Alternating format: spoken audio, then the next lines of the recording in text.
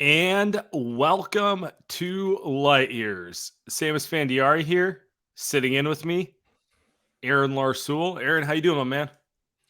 Well, better than I deserve. Excited to talk a little hoop with you. So, yeah. I mean, look, we're all Have a we, little have we disappointed gotten about that. over that disgusting Wednesday night Jazz loss? No, no. Can I?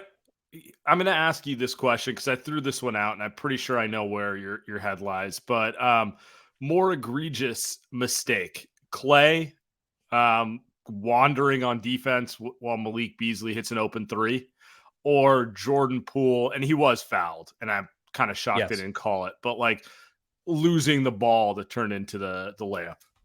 Clay.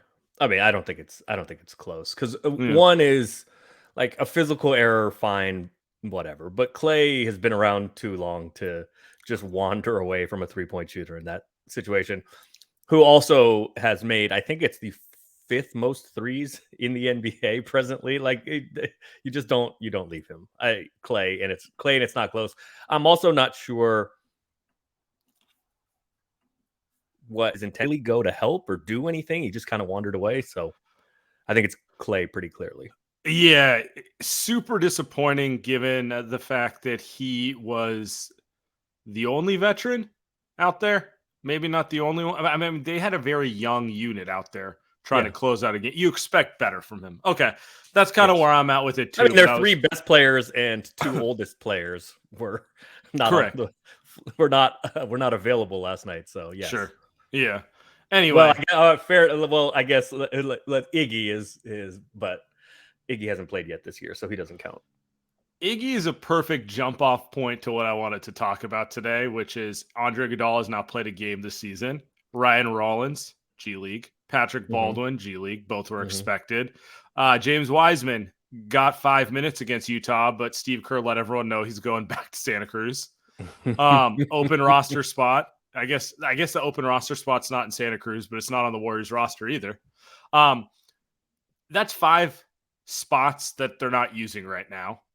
And then we could get into Moses Moody, who can't break into the rotation. And Right. all of this And Kaminga, speaks. who couldn't for a while. Yeah, although Kuminga looks He was, like yeah, he's coming around in the way that I hoped he would. I was bullish on him as a prospect since day one. And the ups and downs you expect with young players, but I'm generally happy with the direction he's going. Anyway, all this is to say, strength in numbers, they are not. And correct. we've been hearing more and more noise that they're going to be active in the trade market. The Warriors historically do not make midseason trades. Since Bob Myers has been the GM, there's two that I can think of that matter. I'm not talking about like the acquisition of Jose Calderon or stuff like that. No. Monte Ellis for Andrew Bogut. I think we would Yep. call that a W. And Yep. then D'Angelo Russell for Wiggins at a pick, which turned into Kuminga. I'm fairly certain everyone would call that a W. Yep. Um, and that's great, but the reality is they have not made a ton of trades. So while it would be uncharacteristic for them to do it, it also feels like something they should consider. And so let's get to this Bob Myers quote. There was an article in GQ with Bob Myers. I encourage everyone to read it. I tweeted it out. He's talking about trades. He goes, "So if we trade a player, are we going to be okay if that player becomes an all-star? If we trade a draft pick, are we okay if that pick ends up becoming a top 5 pick? We have to understand those consequences before we do a deal. There are certain situations where you are so convinced of groupthink or public narrative that the downside isn't possible. Then we don't even explore it. So I spend more time saying, what if X happens? Well, that's not going to happen. What if it did? That's pretty low odds. Let's talk about it. Are you okay with that?" First off, just quintessential Bob Myers, just kind of talking. He's got away with the words where he just kind of Yes. speaks a lot and says very little. Yes. But I think would you agree with me? The Warriors trend conservative with this sort of stuff. They're more likely to not make a deal than make a deal. Yeah, and I think he's given himself an out Mm-hmm. if and when they don't. And I mean, frankly, I think it's kind of disingenuous Mm-hmm. because that's not how these things work. the Warriors know that there is a risk. Any team that trades anything knows there is a risk. Right. I think partially he's speaking to his owner there. I don't like putting it that way. To ownership there. That's a better way to phrase it. Speaking up the ladder. Yeah, I mean, obviously because of Joe Lacob's fondness and his pet project-ness of James Wiseman, who is probably the guy that, and also because he has huge potential, hasn't shown anything, and specifically because of his salary slot, Yeah. is the most likely guy to be included in all of these things. But I think it's kind of disingenuous because, like, yeah, the Warriors there is a potential that whomever they trade of the young guys really turns into something. But that going in, and if you're unwilling to have that be a potential outcome, then what's the point of having prospects to begin with? And the Warriors are in a unique situation because it is quite obvious that your calculus has to be different, or at least should be different. And I'm not saying the Warriors have to make a trade. It seems to me like they probably should, but I'm not even advocating for that. I just think the thought process is a little off because you are either playing for something right now or you're not. And if you are playing for something right now, then the calculus on that trade shifts because, yes, you are specifically trading potential because James Wiseman isn't any good. So you are for the other team is trading for him for his potential also. The other team more time. Is willing to give you something that can help now for something that can help later. So the potential is all you are trading. Yeah. The other thing I always take from Bob Myers with these quotes is I do think there's a level of showmanship. I would assume most other teams think the Warriors need to make a move because of the nature of their bench. And the Warriors don't gain anything by publicly seeming thirsty, for lack of a better way to put it, right? So there's a level of trying to be like, no, we like him. We think we can get him where we need to. We don't need to make a move. Wiseman will be fine by the playoffs. Kuminga will be able to replace GP2 by the playoffs. Moses Moody's coming around. There's some of that where now I'm not saying other teams buy it because that would assume that they're blind. But right. but there's some level of showmanship. I don't expect Bob Myers to be like, yeah, dude, I'm willing to give it all away. I need a backup center, Right. You don't. Yes, he's saying this so that he can at least appear to be negotiating from a position of strength. But that also ties into what's going on with James in the G League because everybody knows he's bad. Or no, that's not fair. Everybody knows he has been bad in NBA games. They have access to the G League footage just as well as right, and nobody's going to care if there isn't, as far as raising his trade value, that doesn't exist in the G League. Right. If he struggles, which for large portions of it, at least from what I've seen, he has, that doesn't help. And if he's good, everybody goes, yeah, well, because he's playing against guys that are not as physically gifted as he is, and that tells us nothing about what he can do in an NBA game. So that potential is still going to, whatever you feel about his potential, it can get worse from other teams' perspective in the G League. It's not going to get better. So if it is posturing and it's about, trying to strengthen the position to trade him, then he belongs in the NBA, even if that is going to diminish some chances of winning basketball games, which from what we've seen so far, it will. Would you say that today, if the Warriors were trying to make a trade, all Wiseman provides for them is salary filler? Like he has no value in terms. No, I think he still has value to other teams. Just but like actual value, or like they are intrigued by him, but they're not going to give the Warriors anything for him. If you know what I'm saying. Like I know there's teams out there who think there's a good player in there, and I have 2 years. The Warriors don't, like in Oklahoma City comes to mind as a team who I'm sure would love to take a flyer on James. They didn't take him number 2 overall. Right. They're not the ones who have to, they're not the ones trying to defend his champion. Right. It's Orlando with Markelle Fultz. Yeah. Exactly. It's that type of thing. Right. And I just wonder if that means the Warriors can actually get something back for him, or if it is like the Fultz situation, like you said, what did Philly end up getting for that? Nothing. Exactly. That's my point. You know, Yeah. if I'm a poker player, I'm not going to give you something. I'm going to wait for you to just be like, just take the salary. I just need him Sure. off my books. The difference with Fultz though is like Extra year one. yes, and the like whatever we think of how like mentally tough James is, like there was an True. actual like psychological block for He Markel, wouldn't shoot which the ball. God, Philly has a lot of guys who he no, but not even that. Like even when he would, whatever was going on with him, he had that like Chuck Knobloch throwing from second base thing. There's some guys, or Rick Ankiel, when they switched it to a hitter, he couldn't pitch anymore, because some guys just for whatever reason have a psychological or mental block with doing the one he thing. couldn't get over it. Yeah. So like James has just been bad. He can Right. still do the things that he's supposed to do physically. He's just been bad.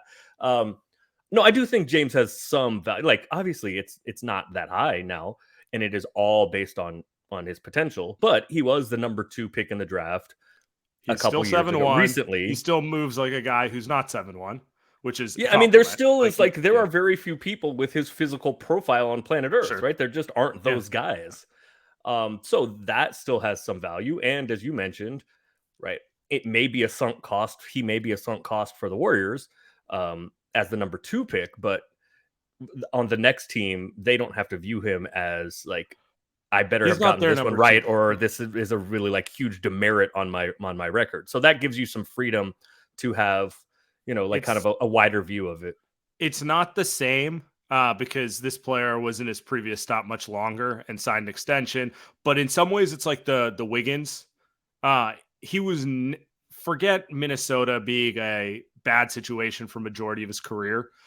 He was always going to be compared as a number 1 pick. So right. No matter what he did, he was disappointing. Comes to the Warriors didn't pick him number 1. He's just coming to the Warriors to play a role, and he excelled at that role, and quite frankly, continues excelling at that role. So it's like the reset, new situation, not having that number 1 pick, thing hanging over him helped. So in some ways, I do understand why there would be teams who's like, yeah, it sucks for the Warriors, but like I'd like to take a shot at him because he is still just 21. Well, and there's a lot of nuance here because like remember Wiggins is a good example. Although Wiggins showed a lot more. I mean, he was also older and had more time, but he showed a lot more in 6 years. Yeah. In Minnesota than James has shown so far. He also played in basically every game. And I believe I mean, he got an extension, so like it's different from that standpoint. Right. But from an expectation standpoint, he never lived up to what they thought. So it kind of reminds me of I think he was he the 4th pick or the 5th pick? And Draymond said this, right, about when the Warriors brought Marquise Chris in and just how bad of a situation it was in Phoenix, right? And so and like.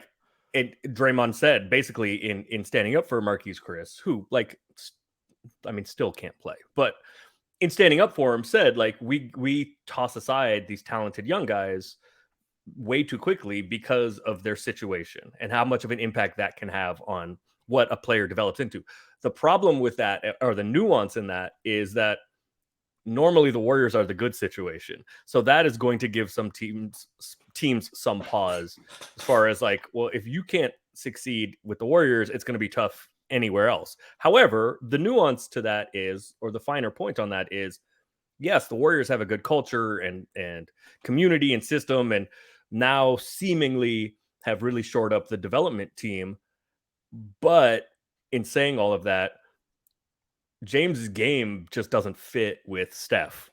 And so even though in a vacuum, the situation is good for a young player that does what James does, I like just hit Steph and Clay, and well, Clay you can play with, but Steph and Draymond specifically, right? It's really hard for James to play with.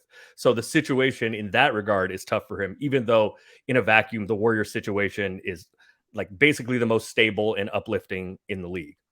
And it might just be a time thing. I think that's exactly what it is. James needs time. If you got them off record, they would say we shouldn't have taken him number 2 overall. But COVID I suspect that, and yeah. all that stuff, just it's a different situation. We can't go backwards. So it doesn't matter. The point is he needs a lot more time, and they don't have time to give him right now in the context of this team. So that's This is why always this is the trap of the two timelines.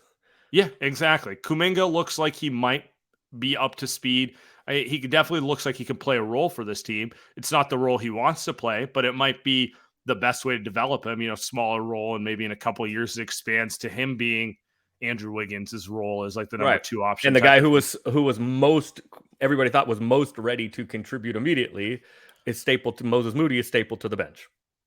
Yeah, it's rough. It's not easy because the Warriors are playing for a title. They're not playing for the play-in, even though they are currently in the play-in. They might be playing for the next few months. They might be playing for the play-in. Yeah, but my point is, their young players are held to a standard that's different than young players in Orlando. We can use Orlando as a prime example. I enjoy some of their young players. Paulo Banchero is a superstar in the making. I feel very good about him.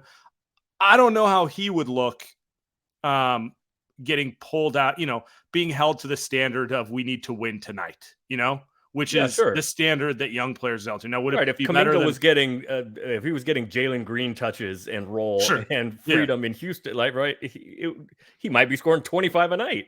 Exactly. He'd be taking 28 shots, but he might be scoring 25 a night.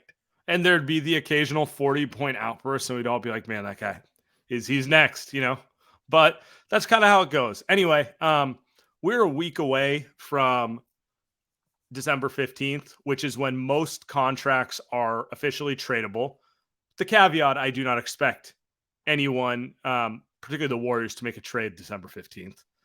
But it does kind of open up silly season speculation. Yes. So let's get into some of them because there's been a few rumors and we've kind of talked around it right now, but I want to get into a few of them. So first one here is our friends over in San Antonio. Okay. According to a pair of sources, the two teams most persistent about acquiring Jakob Poeltl are the Toronto Raptors, kind of funny, and the Golden State Warriors. Can we work DeMar DeRozan into this trade somehow? Exactly. And Kawhi Leonard. Hey, they drafted him. That I would assume they still like him. I mean, he's kind of turned into exactly what they probably thought he would when they drafted him. I heard about the Warriors being interested in Poeltl last year at the deadline. They weren't able to make a trade. Now it seems like there's more likely chance Poeltl gets moved, mostly because he's a free agent in the offseason. So you would think the Spurs are either going to sign him to an extension or try to get something for him right now. Right. And it seems to me, age 27, entering his prime, Spurs clearly in a rebuild, the longer view, it makes sense for both parties to split their ways here. So first off, let's keep going here. It's noted that the Warriors' primary interest would be Wiseman. Same position, almost to the penny, same salary. So just like from a trade machination standpoint, that's easy. However, sources say the Spurs haven't indicated to the Warriors they aren't interested in Wiseman as a centerpiece of a Poeltl trade. I'm also hearing the Spurs aren't that high on Kuminga. We can put the Kuminga stuff to rest because I don't think the Warriors would trade Kuminga for what's going to be a rental right now. But the Wiseman one's a little interesting here. Give me your initial thoughts on something like this. Do you buy that the Spurs have zero interest in him? No, I don't buy that.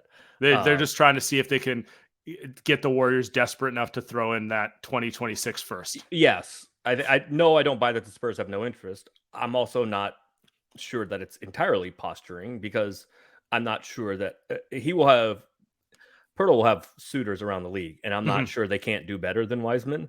But then again, like do better in what context, right? Do better for whatever. Would you rather have Wiseman or the 27th pick in the 2023 draft?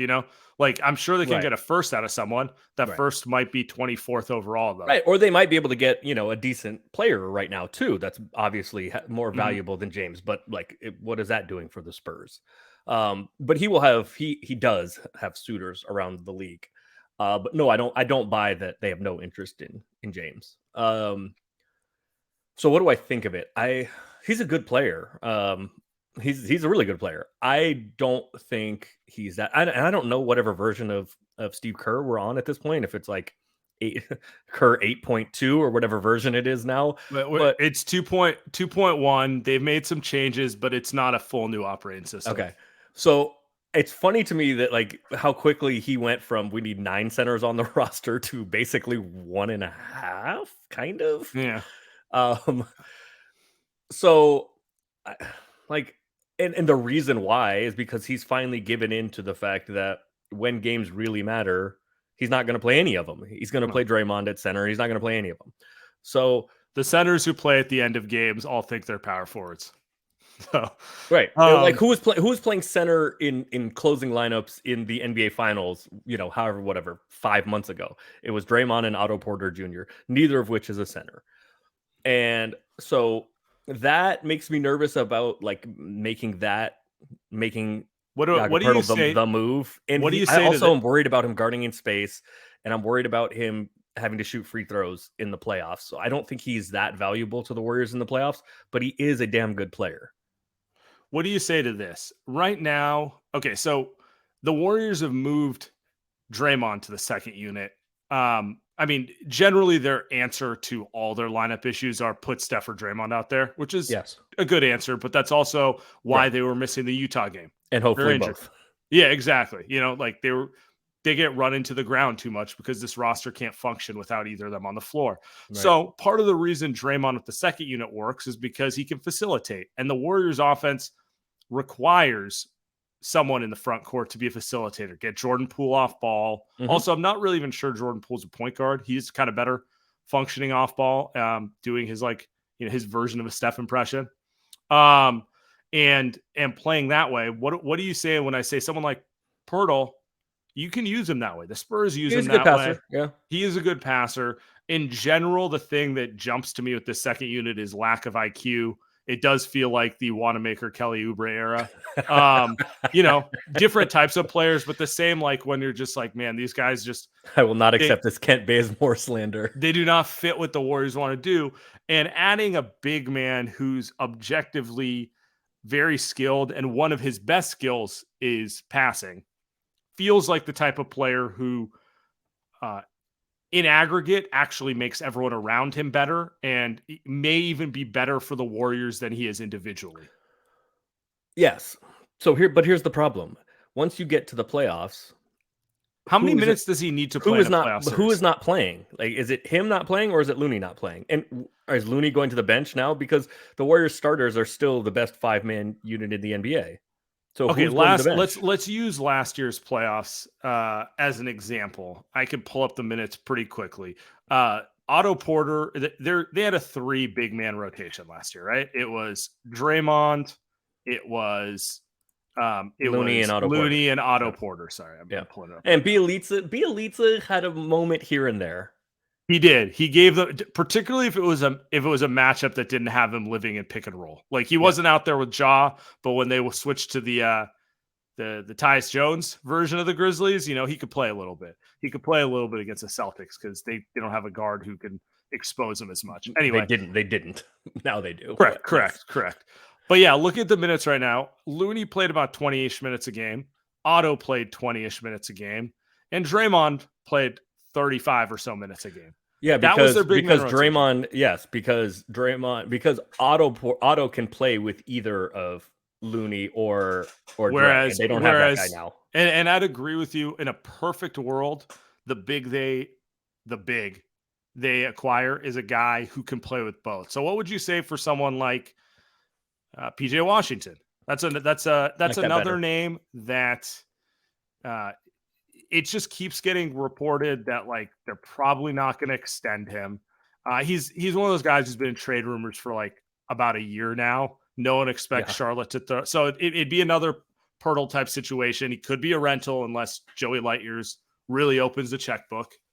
But I mean, they're gonna have to pay Wiseman if they keep him anyway. So true. It's net. I don't know what does James make next year. I think it's 12 next year. 12's correct. Yeah. So I don't think it would be that much different. I like Washington better because he can shoot it.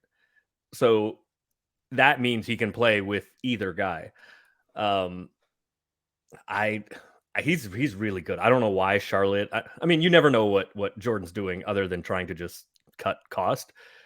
But I don't know why he wouldn't, or Charlotte Yeah, wouldn't keep him around. maybe he wants a lot of more money than is being reported or something. I I mean, don't know. frankly, like this is unsavory to say, but especially because who knows what's going on with Bridges and if he'll ever play basketball again and where. So I, his availability has always been surprising to me because he does a lot of good things and is still young and does a lot of like modern big man things. Yeah. So his availability is surprising to me. I just think, like, in comparing the two, I think he can stay for this Warriors team. I think he can stay on the floor better or more in the playoffs than Jakob can. Although, to be fair to our conversation about like the Warriors are playing for championships and not the play-in, there's probably something to be said that the They need Warriors to get probably there need too. Yeah, they need reinforcements just to like get to have a real chance at it. Yeah, that is the other problem. I mean, we saw it 2 years ago. They killed themselves to get to the play-in with an 8-man rotation, and well, they didn't get out of the plan. But even if they did, it was just so clear that they always have a puncher's chance because Steph can go for 50 at any given Yes. moment, and but like it wasn't a sustainable team to last the 2.5-month playoff grind because of how hard they had to play in the regular season. No, and it might be like there's a case to possibly be made. I mean, it's like tinfoil hat stuff, but that the Warriors won the title specifically because Steph got injured and therefore Right. had that like whatever it was 3 weeks. 5 3 weeks weeks. right. Yeah. And then well yeah, I mean the injury 3 weeks and then there was like the first couple weeks he was he was coming off the bench and right so and his Right. minutes were reduced. So there is an argument to be made that gave him a better chance because it saved his legs. But they were also one of the best teams in the NBA going into it, and at least so far, do not have that luxury. Yeah. Let's talk Utah Jazz. They are also a team who um they're open for business. They've been one of the surprises this season, but Angel trade any one of those guys if he thinks it's going to benefit them in the long run. Like they're not protecting Olenek and Clarkson for their future. It's just kind of like they're doing their thing. So there's two names that hop to mind on Utah as potential acquisitions for the Warriors. And it's not Clarkson or Sexton just because not needs, right? Right. It's Kelly Olynyk who makes 11 to 12 million. You could string together a trade using Wiseman's contract, and Jared Vanderbilt who makes 4-ish million for the next 2 years, so about four and change next year. You could string something together with Dante or Moses Moody, who make almost that much right now. Do either of those players interest you? What's your thought?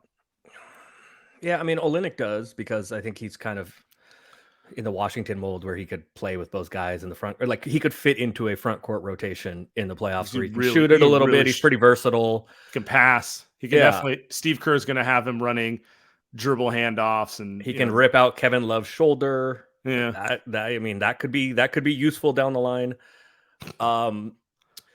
But again, like part of it is like I just don't like I do think they need to do something, but I don't see any of this happening because like I think that Joey Lightyears is going to need something a little sexier to trade his than a pet project 31-year-old like Kelly Olynyk. Kelly Olynyk, like I gave up, right? Because then we get back into how we got into this discussion with the Bob Myers quote. Like you have to take into account what if we see this guy averaging 23 and 12, 3 years from now. Like that's easier to that's more palatable if you get a name that's a little sexier than Kelly Olynyk or Jakob Poeltl. That's true. I mean, which doesn't mean it would be a bad move. It just means I think the fan base would. I think the fan base would forgive it if said move was a key piece to them getting another ring.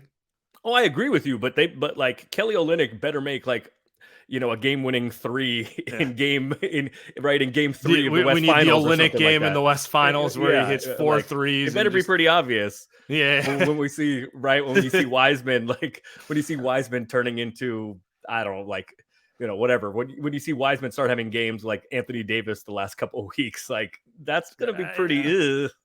Yeah, I'd bet against that, but I can understand the fear. I don't think James Wiseman will ever have a single game like that. However, That's a lot of hoops to jump through. But I do There's think this needs to get to not even necessarily. I mean, yes, there is a PR part of it, but more of just an ego thing. Mhm. I think for Lacob to sign off on something, it is going to have to be like so obvious that you have to Yeah. trade Wiseman for him to okay it. What about Vanderbilt? Vanderbilt could be acquired for Moody contractually. I'm not saying the valuation's fair. And it could be a fair valuation, but anyway, Vanderbilt's interesting to me because defensively, he's everything the Warriors need in terms of he's 6'8", can guard 4 positions. Just the Warriors feel kind of unathletic on the perimeter most That's of the time. exactly what it is. And but then on the perimeter, on everywhere, they have 3 athletes and only one of them plays. Wiggins is an athlete. Kuminga's an athlete who just started playing, and Wiseman's an athlete who doesn't play. Yeah, and Dante was before he got hurt. But then there's the other part of Vanderbilt where I'm not sure where he plays on offense for the Warriors. So no, I mean, unless you can do, and the Warriors have been looking for this, the GP2 role, right? Like that's he is what it kind has of to be. But then you acquire him and Kuminga's back out of the rotation because there's no way on earth Steve Kerr's going to play Vanderbilt and Kuminga, 2 guys who can't shoot, who are slashers at the same time. So I don't know. He's also a good point. If Kuminga wasn't popping, I would say that's maybe a more attainable type of player you could get because Moody probably makes sense for Utah as a acquisition there. And, it's just kind of like he's young. He's 23. So you're trading one young player for one guy who's like slightly less young, but still young. But but also doesn't have the experience in the system, which takes young guys especially some time to get. But he fits really well in Utah, who runs a similar system. He's comfortable passing and moving, so I don't think it would take him that long. And he's also the thing that's holding Moody back is he keeps wanting to shoot the ball, which he should. He also has these weird 2 dribble he just dribbles twice into traffic. You know what it reminds me? You know what it reminds me of? It reminds me of Jeremy Lin, who would just dribble into the lane and get stuck there and panic because he had nothing to do.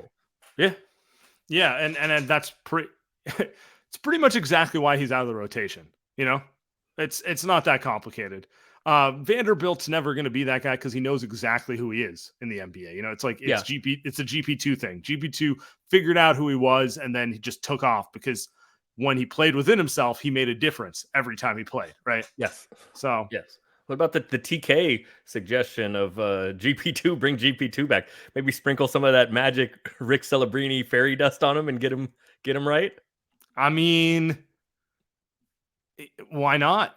I don't hate it. I mean, GP2, gigantic fan. He would help quite a bit on this team. Let me ask you this: would you rather they add, because they have 2 glaring needs, front court player? And it could be a traditional big type, or you and I are more aligned with the hybrid who can play next to Draymond and Looney, who's probably more of like a big wing than a big man, but he's a big man for the Warriors, or like a perimeter defender, wing athlete, GP2 type of replacement. Which one do you deem the higher priority?